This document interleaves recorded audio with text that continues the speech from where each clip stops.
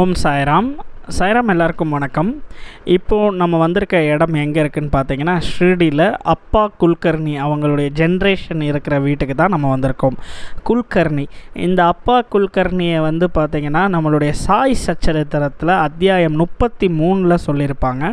So நீங்கள் 33வது அத்தியாயம் எடுத்திங்கன்னா அப்பா குல்கர்னியை பற்றி நீங்கள் தெரிஞ்சுக்கலாம்.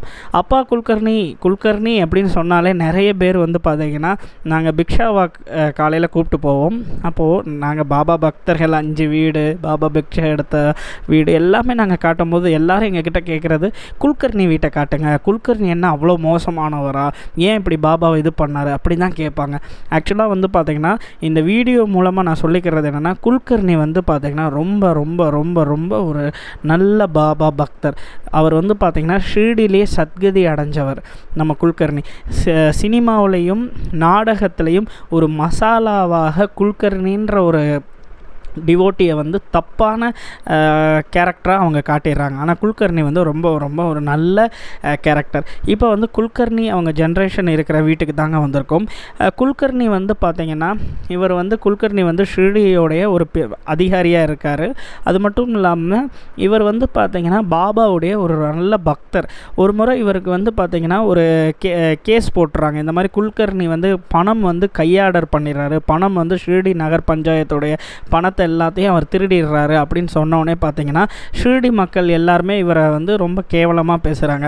அப்போது இவருக்கு வந்து நெக்ஸ்ட் நாள் வந்து பார்த்தீங்கன்னா அவுரங்காபாத்தில் வந்து கேஸ் நடக்க போகுது, கோர்ட்டில் கேஸ் நடக்க போகுது. அப்போ வந்து அவர் வந்து பாபாவை பார்க்க வராரு. இப்போ நீங்கள் இந்த படம் பார்க்குறீங்களா, அந்த படத்தில் பாபாவோடைய பக்கத்தில் ஒரு ப்ரீஸ்ட் நிற்கிறார் பார்த்தீங்களா, அந்த பக்கம் இடது பக்கம் ஒரு ப்ரீஸ்ட் நிற்கிறார்ல, அவர் தான் வந்து பார்த்தீங்கன்னா குல்கர்னி ஜென்ரேஷன் சேர்ந்தவர். அவர் வந்து பார்த்திங்கன்னா கிட்டத்தட்ட 45 வருடம் வந்து ஷிரடி சன்ஸ்தானில் வந்து அவர் வேலை பார்த்துருக்காரு. அவர் தான் அங்கே இருக்காருங்க. ஆக்சுவலாக வந்து பார்த்திங்கன்னா குல்கர்னி வந்து இந்த மாதிரி கையாடர் பண்ணிட்டாருன்னு அவர் மேலே தப்பான அபிப்பிராயம் வந்து கேஸ்லாம் போட்டுறாங்க. கோர்ட்டில் கேஸ் நடக்க போகுது.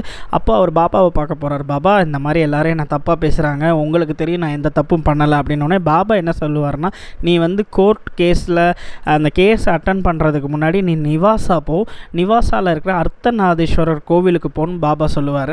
இது வந்து பார்த்திங்கன்னா குல்கர்னி ஜென்ரேஷன் இருக்கிற பூஜா ரூம், அவங்களுடைய பூஜா ரூம். இந்த பூஜா ரூமில் வந்து பார்த்திங்கன்னா ரொம்ப முக்கியமானது பாபாவுடைய அந்த துவாரகமாய் படம். நீங்கள் பார்க்குறீங்களா, இந்த துவாரகமாய் படம் வந்து பார்த்திங்கன்னா ரொம்ப ரொம்ப ரேர் ஒரிஜினல் ஜெய்கர் வரைஞ்ச படம்.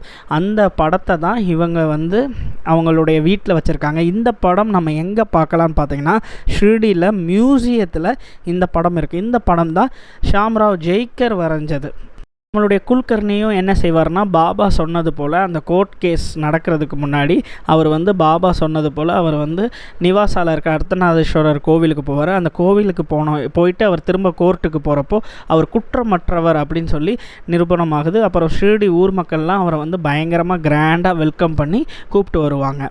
இதுதான் ரொம்ப ரொம்ப ஒரு முக்கியமான விஷயங்க. அவர் பாபா சொன்னதை அப்படியே ஃபாலோ பண்ணார். இப்போ நான் சொன்ன அந்த கதைகளை தான் குல்கர்னி ஜென்ரேஷன் அவங்க வந்து எங்ககிட்ட எல்லாத்தையுமே டீட்டெயிலாக சொல்கிறாங்க. அது மட்டும் இல்லாமல் நம்ம எல்லாருக்குமே தெரியும், பாபா வந்து பார்த்திங்கன்னா கஷ்டம், நமக்கு உடம்புக்கு முடியல அப்படின்னு சொன்னால் உதி இதெல்லாமே கொடுப்பார். நம்ம சாய் சச்சரித்திரத்தில் படிச்சிருப்போம். அப்போ குல்கர்னி வந்து பார்த்திங்கன்னா அவர் வந்து படுக்கையாக இருப்பார். அப்போ அவங்க மனைவி வேகமாக ஓடி பாபா கிட்ட, பாபா இந்த மாதிரி என்னோடய கணவர் ரொம்ப கஷ்டத்தில் இருக்கார், அவர் ரொம்ப படுக்கையாக இருக்கார், உதி கொடுங்க பாபா அப்படின்னோடனே பாபா உதியே கொடுக்க மாட்டார். பாபா என்ன சொல்லுவார் தெரியுங்களா, நீ ஏன் இன்னும் தொந்தரவு பண்ணுற, இனிமேல் வந்து குல்கர்னி வரமாட்டான், அவ்வளோதான், அவன் சத்கதி அடைய போகிறான், அவனுக்கு அடுத்த பிறப்பே கிடையாது அப்படின்னு சொல்லிடுவார். பாபா கடைசி வரைக்கும் அந்த குல்கர்னியோடைய ஒய்ஃபுக்கு வந்து உதியே கொடுத்துருக்க மாட்டார்.